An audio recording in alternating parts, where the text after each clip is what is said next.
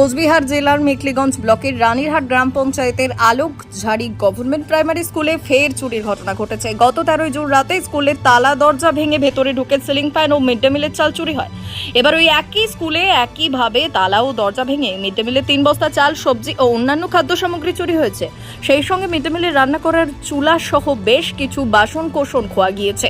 শনিবার রাতে এই চুরির ঘটনা ঘটেছে। রবিবার পুলিশ সূত্রে এই খবর জানা গিয়েছে। চুরির খবর পেয়ে স্কুলে পৌঁছে যান প্রধান শিক্ষক নরকান্ত রায়। তবে চুরির বিষয়টি পুরোপুরি অস্বীকার করেন তিনি। প্রধান শিক্ষকের দাবি, কোনো চুরির ঘটনাই ঘটেনি।